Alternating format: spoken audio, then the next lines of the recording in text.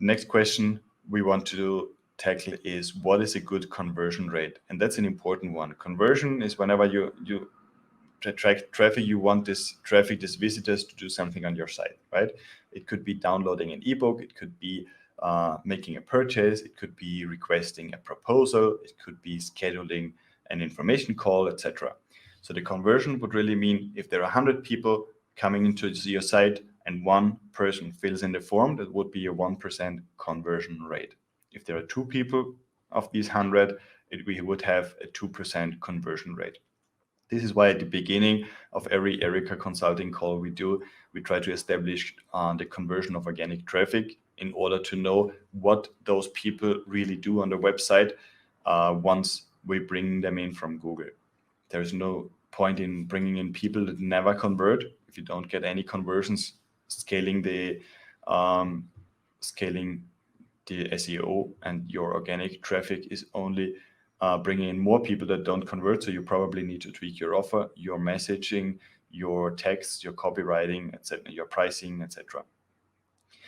A good conversion rate depends on the niche. So there are niches working very well with a 0.5, 0.8, 1% conversion rate. There are landing pages where you drive or paid traffic to, for example, from Facebook ads that might convert with 10 or 20% or more. E-commerce stores usually are between 1.5 and 2% in conversion rate.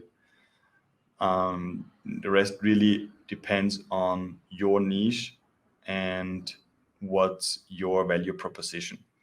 If you have a very strong value proposition and a free offer, conversion rate can easily be 5, 8, 10%, also for organic traffic. If you have something people need to pay for, if you want to sell something, take into account that conversion is going to take a while. So it might, for some people follow us for 6 months, maybe consume our content, participate in the Ask Me Anything live calls, reach out to us at some point or schedule a call with us, get a quick audit, etc. But before they start to take SEO seriously and maybe get a full audit or an ongoing consulting, they might have been following us for six months or so. So conversion needs to take into account the time it usually takes people to decide whether they want or not to consume your services. A good conversion rate depends on your niche and your value proposition. Make sure you compare your conversion rate through different channels. So you might have the direct channel that usually converts the best. These are people searching for your brand and they are very likely to convert afterwards.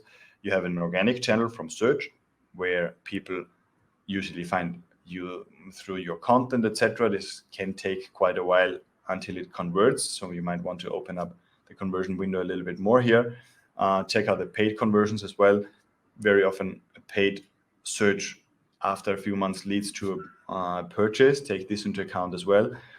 And the conversion rate you're getting across different channels is a very good idea of what's possible and what's a good and what's a bad conversion.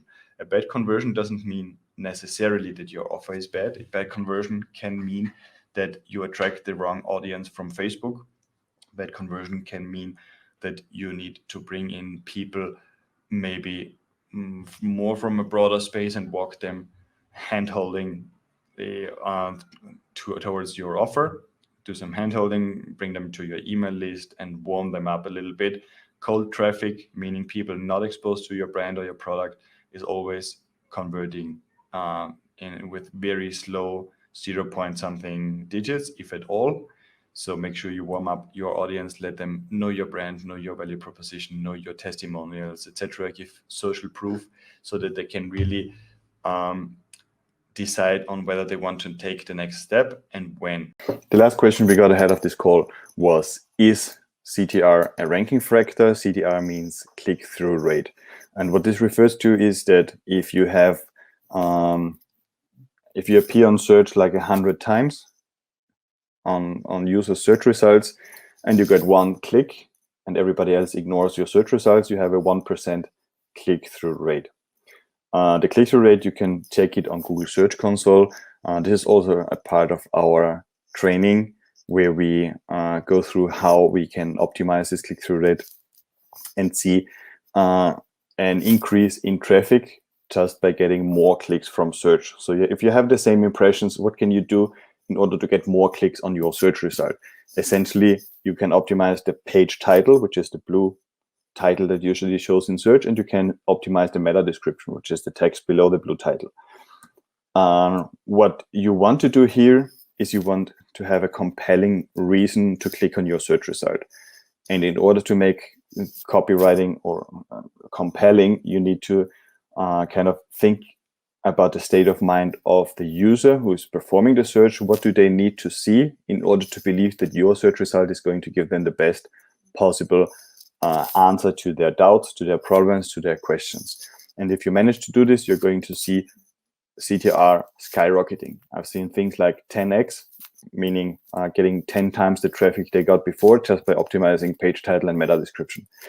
The thing with these two elements is that they are usually tackled at the end of writing and publishing an article. So someone may be spending 2, 4, 8 hours or more on an article. They're completely worn out, tired. They just want to get this published and start the weekend. And they just quickly in 10 seconds fill in the fields for page title and meta description on their WordPress or Yoast plugin or whatever they have, or RankMath. The thing is that these two fields are going to be decisive for the traffic you're getting. So Google officially denies that CTR is a ranking factor per se, but we do know that there is a correlation with higher click-through rates and higher rankings, and ranking increases after optimizing page title and meta descriptions. So it's something we really focus on. I don't care if it's an official ranking signal or not. I know it works, and it works for traffic and it works for rankings. So definitely pay attention to what the page title is, and don't confuse it with the H1 title of your blog post. So the page title is what usually shows in Google and what shows on the browser tab. And the H1, the headline, the first headline of your article, is what you fill in the title column above the blog content on WordPress, for example. This is the H1. They should not be the same because they have different purposes. If you get the click to your site, you want the H1 title to be interesting enough for users to really dive in and check out your content, and you want to give enough information to Google so Google knows based on the H1 what your content is going to be about. The page title is selling the click, essentially. So you want to be compelling enough to get people to your website.